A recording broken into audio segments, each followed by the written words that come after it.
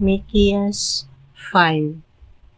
Katawhan sa Jerusalem, pangandam kamo, kay misulong na ang mga kaaway. Giatake na nila ang mga pangulo sa Israel. Mingon ang Ginoo, apan ikaw o Bethlehem, Ephrata, bisag ikaw gamay nga lungsod sa Juda, anha magikan kanimo ang usa ka hari sa Israel, nga ang kagikan nagsukad pagayud sa kakaraanan. Busa itugyan sa Ginoo ang iyang katawhan ngadto sa ilang mga kaaway, hangtod nga mga anak na ang babayeng nagbati. Unya ang tanan niyang kadugo nga gipamihag mamauli na sa ilang nasod. Inig-abot niya, harian niya ang iyang katawhan sa gahom, nga gikan sa Ginoo o sa kahalangdon nga gikan gayud sa Ginoo nga iyang Dios.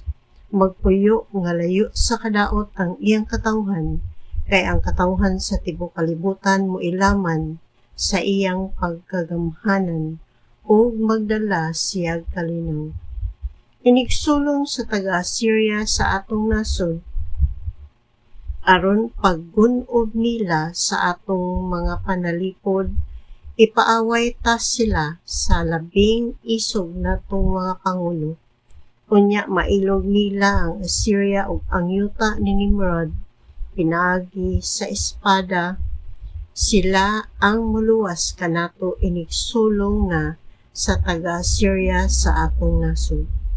Unya ang nahibiling katawhan sa Israel, magkatibulaag tipon sa nagkalain-laing katawhan, sama sa yamo gikan sa Ginoo, ug ingon sa taligsip nga mga hulog sa kasagbutan.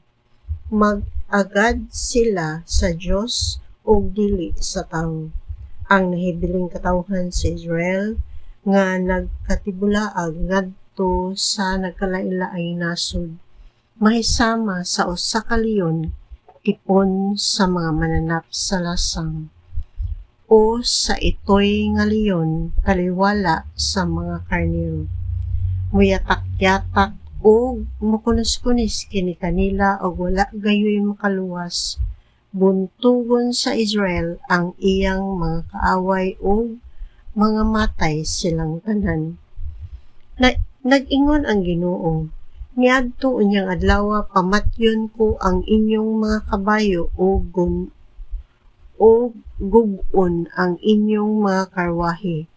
Lumpagon ko ang inyong mga syudad o pukanon ang inyong mga kota.